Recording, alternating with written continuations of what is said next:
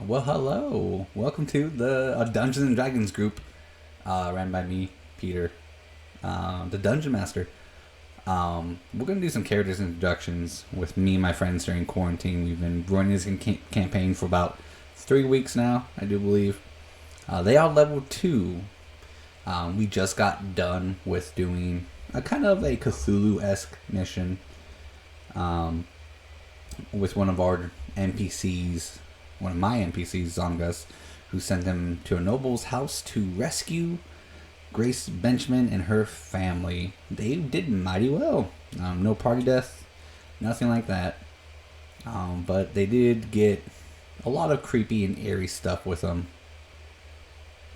which is okay. I do have a DMPC in this campaign. He is a tiefling fighter named Typhon the Unlucky. And he is highly allergic to cinnamon, which the group found out the last game when one of our characters put cinnamon in his mug and he had a allergic reaction. So his name is true. He is Typhon the Unlucky. We are going to go ahead and pass it on and player Travis. Hello, my name is Travis, and I play May-Ighe owner of Build High the Building Guy, for all of your architectural needs. He is a halfling rogue, and he does not enjoy being dominated as much, because he's very brave. And with that, we'll go ahead and move on to the next character. Hi, I'm Sarah. I play Iris, who is a tiefling bard. She's very much a femme fatale character. Has created her own liquors, one of which is, and you have to look back and find out what your own liquor's name is. It's the best. What's this? Nectar. Thank you. It is called Nectar. But she previously was not a part of the group and joined. But she's the resident comic relief. And I'll hand it off to my in-game pimp. Hi, I'm Yeslie. I play a fearful cleric named Tor, who is severely directionally impaired. She serves as a bit of comic relief as well. She is a little kooky, I guess. She's a little weird and different. So there's more to her than meets the eye, and she's a little different compared to normal fearfuls. And like I said, she's very, very directionally impaired, so it's always a fun time when someone wants her to lead the way. And I will hand it off to the next player. Hello, I'm Elliott. I play a Tibetan fighter named Leander. He's a bit of a lone wolf, and as far as he knows, he's the last of his kind. He sort of looks like a lion, is really, really tall compared to other Tibetans. And he tends to be really quiet, but he's trying to open up more and keep forward in line and not get her lost. Well, I think that was perfect. Well done. To kind of give everyone who will be watching or just ignoring this, but it's okay. The world is actually set in a metropolis city called Tolis. I think it was from Pathfinder 3.5 back in the day of Dungeons and Dragons before 4th edition. We are just using a city of it. There have been tweaks to it. So, for those of you who know Tolis, it's going to be tweaked a bit. Some of the main characters will still be there in the city. Some of the history will still be there in the city. But we will tweak it as we go. And the main objective of this group is also based off of the Dragon Queen's Horde. So they are looking for mask of each of the dragons, the chromatic dragons. Green, blue, white, red, and black. Uh, they do believe they know what the white one is, but we've been not really sidetracked. We've been developing characters and having them go on missions to kind of explore cultists a little bit more and to be able to kind of flush out the city. The city is huge. It is a giant metropolis. And we will see what they do when they come back from the noble's place and talk to Zangas and see how much you guys want to get paid for that job. Alright, group, let's get started. So as you guys, finish up your job and say goodbye to Grace Benchman, she thanks you. She does offer if you guys would like to stay the night here. You guys can take that, or you can go ahead and say no. We'll walk back. Guys, who are we to reject such hospitality from one of the esteemed people in this town? I would most happily accept this invitation. In other words, May-Ighe doesn't want to walk, so let's all, I've got short. Keep up. It's okay. Yeah, I've got short legs, guys. You don't know how hard it is. I understand. That's what I get for being 3'11" and 1/2 of an inch. And hanging out with a bunch of people who are about 6 foot. Yeah. Yeah. I'm only mad about the fact that I can't get to 4 feet. It's the only thing he's mad about. Yeah, it's the only thing. Other than that, everything's great. Oh, perfect. So Grace will go ahead and get some rooms ready. She said you are more than welcome to help yourself to the kitchen and the food. I don't believe I have any servants left over due to this debacle, but we will clean up, we'll tidy up as much as possible. We will have you guys stay in the ballroom. We'll put up some cots and beds up there, because I don't believe you want to sleep in the attic or the basement. So we do, but I don't want anyone to wander into a location that they should not be going to during this time. And I just want to make sure that everything is tidy. I don't know if there's any residual effects with this statue, so just want to make sure you guys are close to protect myself and my family. So I'll have my husband go ahead and get some cots and blankets and pillows for you guys. You're more than welcome to walk around, explore the grounds, inside and out. Just don't go into a location that you shouldn't be. At that, she'll take her leave with the manuscripts, the totems, and everything you guys gathered for her during the quest. Oh, my totem necklace is now gone. You'll have the totem necklace. I mean, it's just like the manuscript and all that. You still have that. So she'll leave you guys in the room with the giant dinosaur skeleton in there, so you guys can go wander if you want. If not, we can just skip to the next day. We're definitely gonna wander. Yeah, I was gonna wander a little bit too, but I was gonna wander over to the dinosaur area. All right. So we'll. It's just going to nap after a very interesting day. Alright, so we'll have Iris go into the ballroom to nap. We'll have. Is anyone gonna watch Core, or are you all just gonna let her wander off by herself? I'm going to follow Core before she gets lost. Alright, so we'll go to May-Ighe, then we'll deal with the wandering, curious Furbog. May-Ighe, as you get to the dinosaur, are you looking for anything in particular? I want to understand what this thing is, because I don't really know what a dinosaur is, but it could be inspiring for some upcoming projects. are you gonna ask anyone about it? I'm gonna look. I'm gonna look at its bone structure. I'm gonna see if there's a little plaque that says maybe what this is. Oh, yeah. Stuff like that. Ah, I'm so- gonna look at that first. So you do see a plaque. It says it's a Stegosaurus Rex.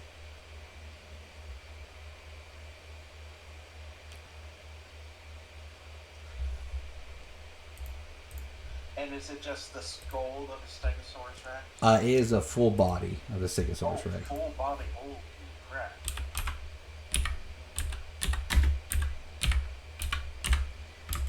Is it just the skull of a Stegosaurus Rex? It is a full body of the Stegosaurus Rex. Full body. Holy crap.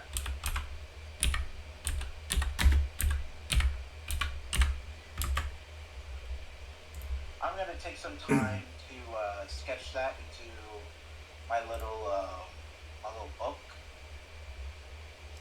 I'll take some time to do a sketch of it, doing as best I can to get details. This is fascinating.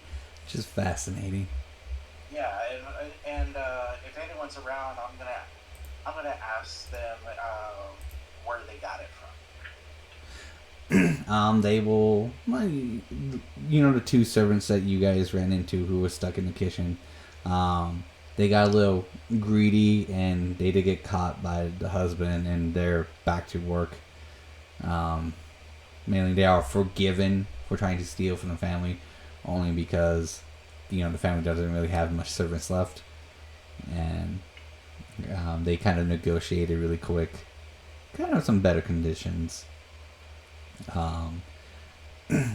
So as you kind of like talk to the servants, they'll tell you that the family brought it back from the island of Limio.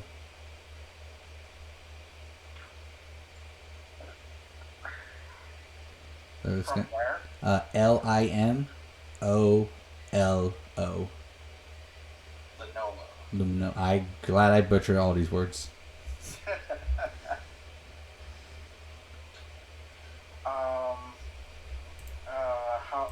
How long ago was this? That was about, you know, let's roll. See what we get. That was about 7 months ago. And it's Okay. this is the one of 3 statues. one of four statues that they brought back. They sold the other 3 to different nobles families, so they made a big profit with this. Is there anything I can gauge as to how much something like this might cost? Yeah, go ahead. Let's do a history check. Mainly or intel, whichever one you want. It will be mainly to kind of just like gauge the pricing of it.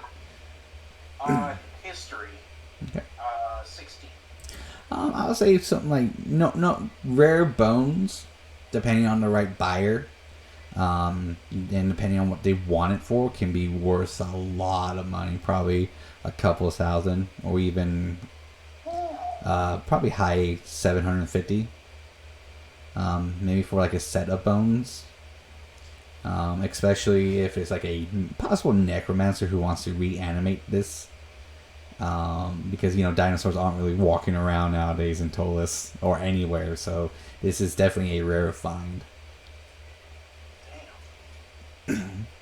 So even though you can kind of put together, even though, you know, Grace Benchman is not like those high nobles, but she is still considered a noble, that this was a worthwhile investment for her. So whatever trip she went on definitely paid off for her. Okay. So I'll spend some time looking at other artifacts that they have as well, just for knowledge sake. Yes. Alright, so where do you want to wander off to? Do you want to do it at random, or do you want to pick one? Random. Alright, roll me that D4. I should have mentioned, we are playing 5e Dungeons and Dragons. I love how I said it halfway through this. Wait, we are? Oh. No, we're playing Pathfinder. Wait, we're playing a game? No, this is real life. Real life. What? For the Horde. Great. 3. Alright, so you are going to wander upstairs. Great. As you wander upstairs, you know, they have a giant bear statue all the way at the top. I'll have you roll me another. Roll me a d6. See which room you end up. If Leander stops you, he stops you. If not, you walk through one of these rooms. You're far enough behind her that she probably wouldn't notice it, but you can see it. Alright. 5. Alright, that would be the office. So you wander into the room of the office. The office still looks like a big giant mess. and you can hear a light screaming from down below as Iris shrieks. But you guys end up in this office, and when you first saw this office, it was destroyed. It is actually neat and tidy now. But you did hear Iris scream down below.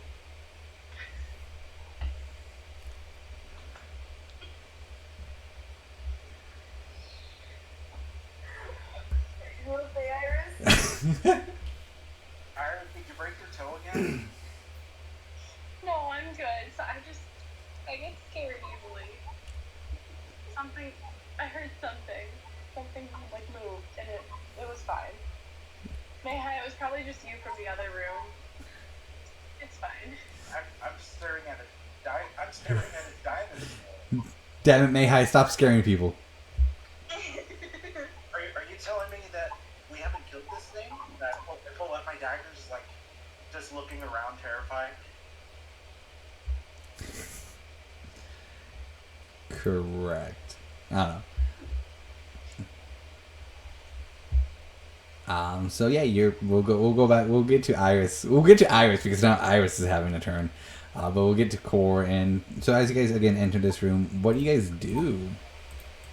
I'll look around. Alright, roll me an investigation check. You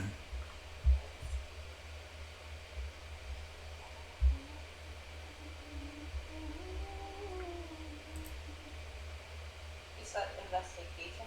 Yeah.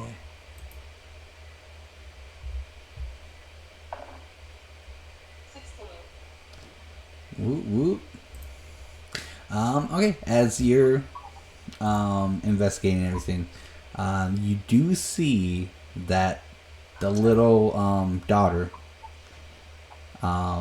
is there finishing up, cleaning up a pile and organizing everything.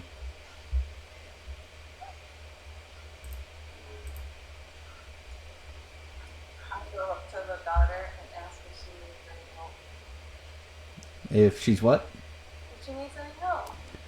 She'll just kind of just look at you and go, no, I did pretty much everything here. You know, I just wanted to surprise Daddy with a nice, clean office. Okay. Look at are there books in there? There's books, there's papers, and as you're kind of like looking around and everything, you realize that she just gathered a bunch of books together and put them back on a shelf where she thought would be there. It's not organizing at all. She's just paper here, books here, stuff here. That makes sense. Because she has no idea where any of it goes. But she just wanted to help. Okay. I'm done in this now. Alright, so we'll go downstairs to Iris, and as Iris is kind of chilling in the ballroom right before she gets scared, we'll say the chandelier falls right behind her, having her let out a giant scream. And the door is open from the ballroom to where Travis is at, May-Ighe is at. But she ends up blaming May-Ighe for it. Always May-Ighe's fault.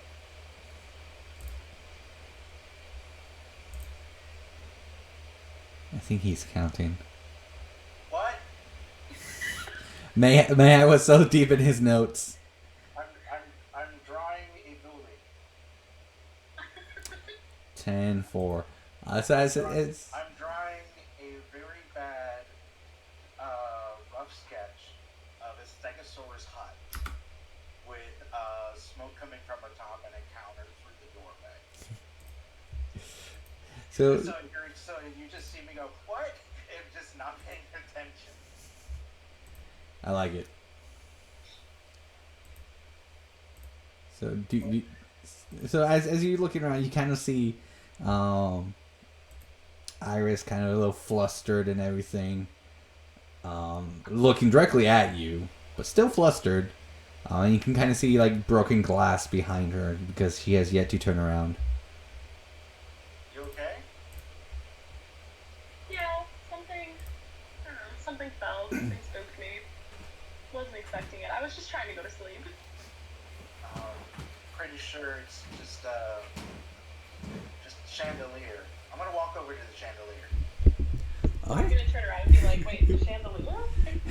As you turn around and he's walking, you can see it's broken completely on it. It looks like, just kind of now realizing the room, that the battle and everything that you guys had in this room, the chandelier was affected, and it was just hanging on by a thread that no one realized because everyone was just like, okay, the thread's over. Let's go back to our normal routine. So it was bound to fall. It just happened to fall right behind you. Yeah, and then I go just check to make sure that it was on its last thread. It wasn't in perfectly good health and out of nowhere just fall. It was definitely because of the battle. Okay, cool. I was like, yeah, no, it was just because the chandelier apparently got busted up in our fight, so she'll be fine now. Are you okay? Yeah, I'm fine. Just a little shaken up. Alright. Usually things don't spook me, but random stuff does. Yeah. Like the big baddies, they don't scare me. Usually. But it was probably because you were expecting the big bad. Correct. I knew something was going on when, he said, hey, you're gonna go rescue this family. Okay, something's definitely gonna happen. Yeah. Didn't expect the chandelier to almost fall on me. Yeah, I wasn't expecting that either, so. Yeah. I think I'm gonna move my sleeping area to somewhere that's not surrounded by anything. I mean, you could do that. I was just gonna move the chandelier out of the way and ask the servants to clean it up. I mean, that works too. I'm still gonna move. Yeah, no, if you're more... For the time being, I don't want to step on glass or anything. Yeah.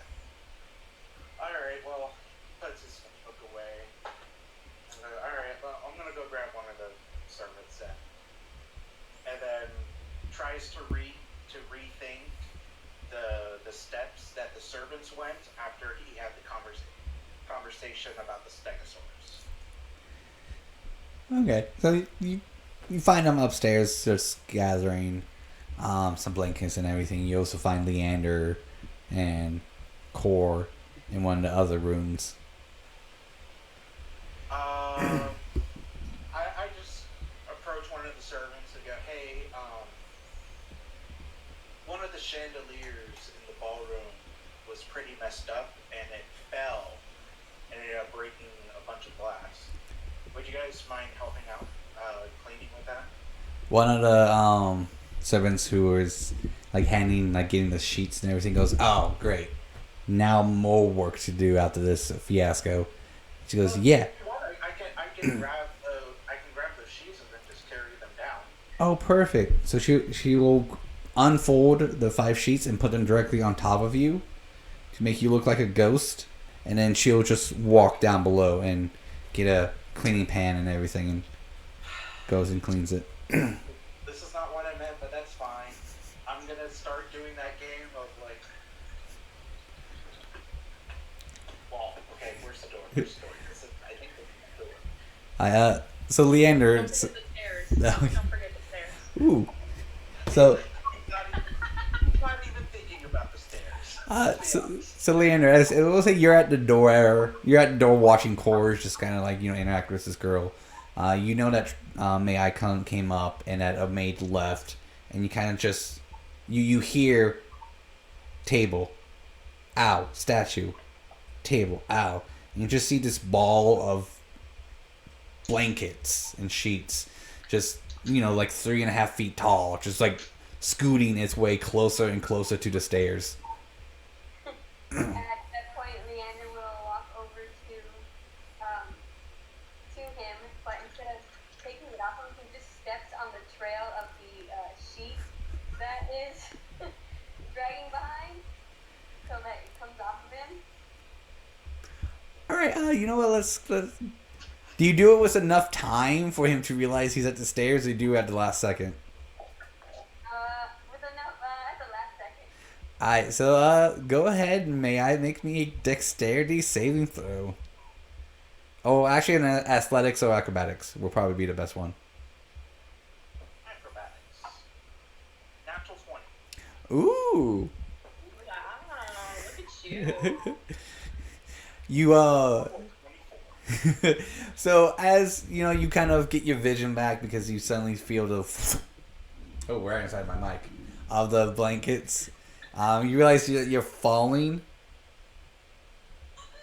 and then you kind of just like do a little flip onto the next the middle of the stairs.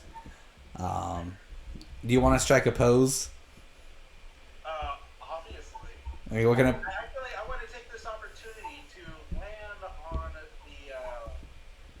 gliding rail and then slide down back to the first floor and then do a pose on the ground. 10-4. Alright, so as you do that and everything, we'll say that Iris is kind of like gathering her things and trying to find a place to sleep. And lands and is mildly impressed with your landing and sticking.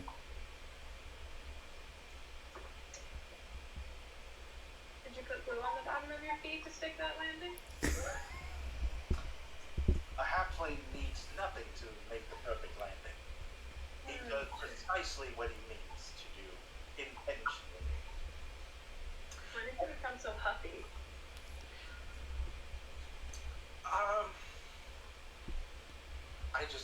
I don't know. And then he just starts walking back to the Stegosaurus. And then as he's walking away, he's got his slight limp in his ankle. He's like,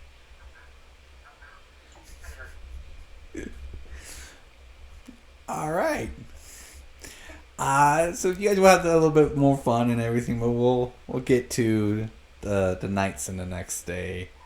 So the servants will clean up the glass, bring down the pillows and blankets and everything. You examine the Stegosaurus.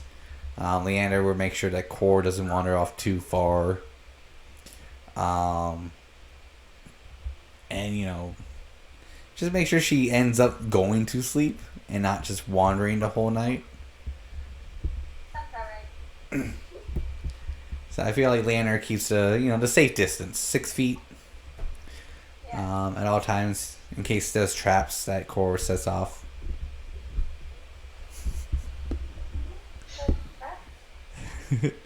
We'll get you guys to the next day. Everyone had a very successful rest. Your hit points are restored. Your spell slots are restored. And then Grace, as a kind of like, we'll leave a little note on the piano, saying that breakfast will be ready whenever you guys want it to. Please make your way to the kitchen, and breakfast will be served.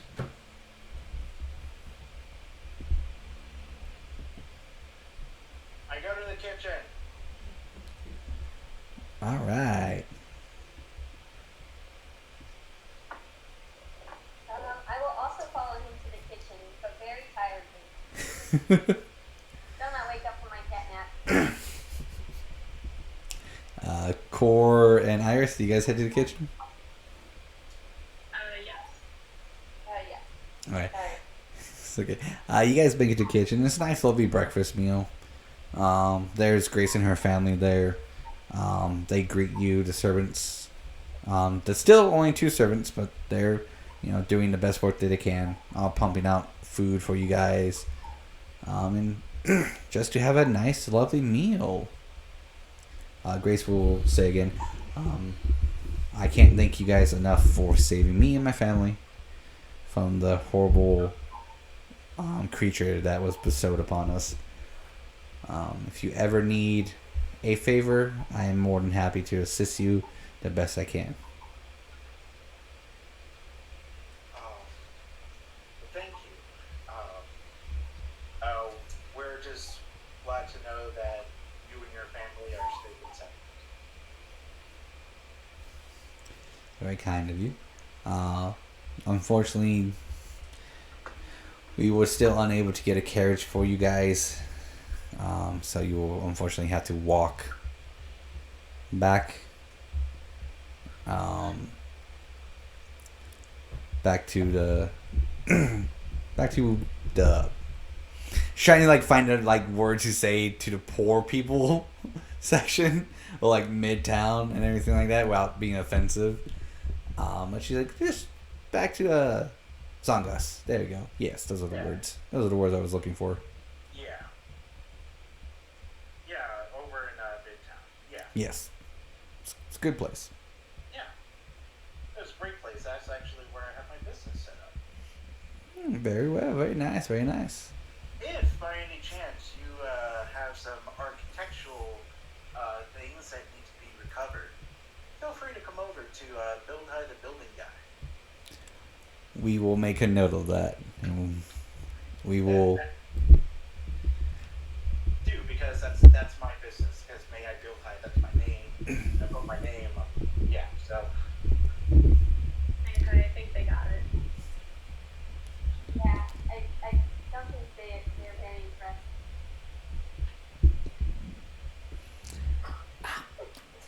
I'm gonna make a note, Leander, because that was some serious shade you threw in my direction. Hey, I just said what I did not say I wasn't impressed. I'm very impressed with someone of your stature who builds this quality food. Wow, that's great. So. Cool to me. So as you guys are kind of having fun chit-chatting here, you guys all realize for the split second that Scarlet and Adkara is not here, but Leander is. That Leander wasn't here in the beginning of you guys coming here, but he is now, and those two are not. Where's the cola? Akara? Big boy? I think they went to go chicken brown cow. Brown chicken, brown cow. Yeah. I hate that saying so much. It's gonna be the slogan of this group. Can our group name be the brown chicken, brown cows? No, hell no. No. Introducing to this group, Brown Chicken Brown Cow. Led by Iris. No, it's core in the brown cows. Wow. You know what? I'm gonna remember that, Peter.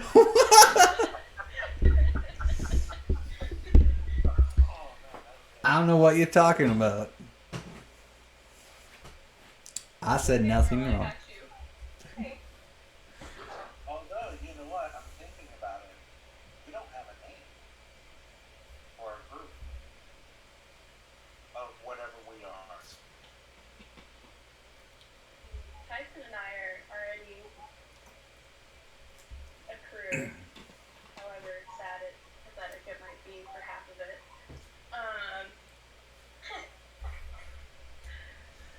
But I mean, yeah,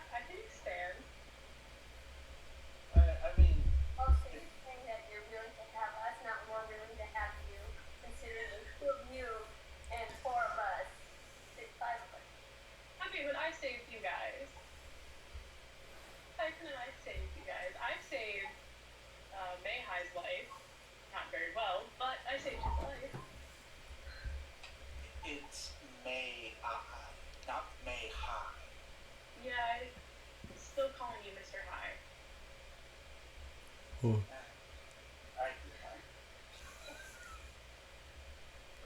no, but yeah, it seemed like we're all like we were all doing our own thing, and then we sort of came together as if we're like a bunch of like misfit toys. We came together because you paid us. Well, this is true. You didn't pay me. I did not pay you. No. It's because I didn't know you. I only knew you initially when I was unconscious, and you know, You could have did things to you when you were unconscious. No. or, Scarlet did the carrying. Okay. I made her do the heavy lifting. I'll have you know, ma'am, I'm light. Yeah, okay. Try telling yourself that when you're carrying, however many pounds of dead weight. He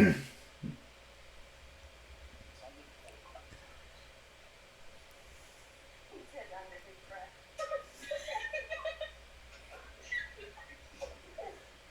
Only 45 pounds of dead weight.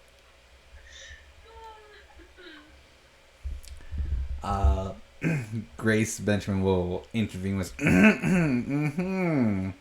Yes. Well, if you guys are looking to become a group or an even adventuring guild, I will gladly be your sponsor. Oh, that's dope. Well, that would help, because Typhon, didn't you go to the guild hall? Typhon is not here at the current moment. He is still at the guild hall and covering from his cinnamon attack. Thanks, Irene. You are welcome. Yeah, I think that would be great. I also agree with that. Same. Perfect. I've been looking to expand some investments in the guild, but it's really hard with my busy schedule to expand my horizons in the guild. Which what this would mean, we'll pay for your fees and we'll pay for your memberships for the guild of Tolus. But you'll be able to be registered as an official guild and be able to use non-offensive magic here freely. Plus, you'll be able to sign up for guild missions, and we will be able to give you missions as well. The only thing I think would be fair enough, since we'll be paying for all these fees, well, if you find spare gold on your travels and everything, you just make a lovely reimbursement to us. Yeah. I think that's fair.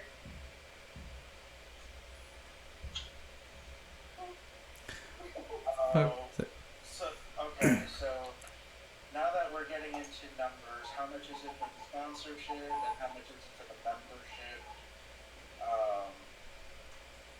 This is me as Travis asking the DM because he's part of the guild. Well, I do believe we stated that you're part of an artisans guild. This would be more of an adventuring guild. Okay.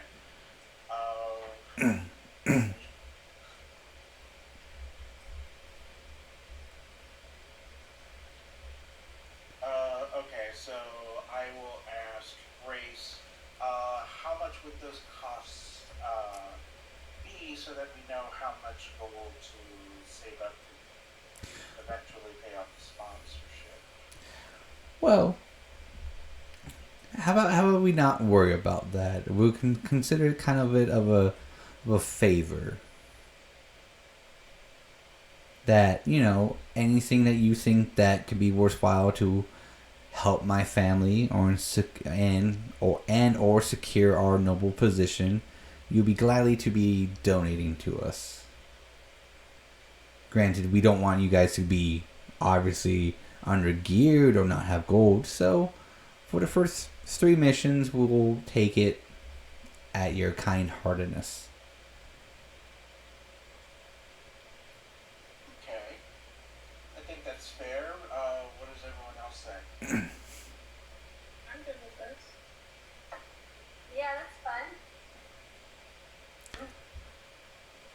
Perfect. At the current moment, I do not have any missions for you guys, but I will send my husband, who is going into Tolis, to kind of wrangle back in our servants and our carriage driver, and make sure he stops at the guild hall to be able to register you guys. So you'll be able to freely come in and out of the noble's quarters. Unfortunately, if you do come into the noble's quarters, you have to come directly here, but at least give you access in here. That's great. And then the higher up ranking you go, you'll be able to get more and more access to locations and destinations as, you know, time goes on. Yeah, that sounds great to me. Perfect. Well, if you guys have, well, let's get this done on the way. If you guys don't mind walking again with my husband to the guild hall, he can easily register you guys right away. Perfect. Let's go. Alright, so everyone will gather their things. The husband will get his gun with him, just in case there's any other figures or shadowy creatures that may have escaped or is looming around without them noticing. Is there any last questions, comments, concerns, things you want to do at Grace's house before you guys head off? I think I'm set. I'm good. I'm good. I'm good. Oh, no, I do want to say goodbye to Mildred and tell her that Maple's okay. I checked on Maple for her. Previously. She'll like kind of just like scoot her chair out, like, you know, little like children flop to her feet, walk over to you and like give you a little hug, and just Go back. she's like, oh. Make me a perception check.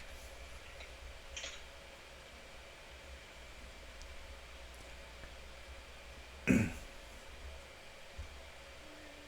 right, my D20s are here. Where's my dice? I was like, where are my D20s? It would be a 17.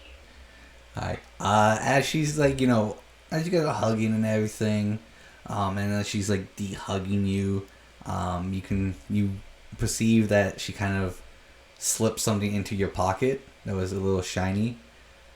You couldn't tell if it's like a coin or just like an eyeball or like a gem or something. She slipped into your pocket, and she just looks up at you and smiles, and then she scurries away. I'll wave at her and she's scurrying away. As she gets around the corner, she kind of leans back, looks at you, and then scurries off.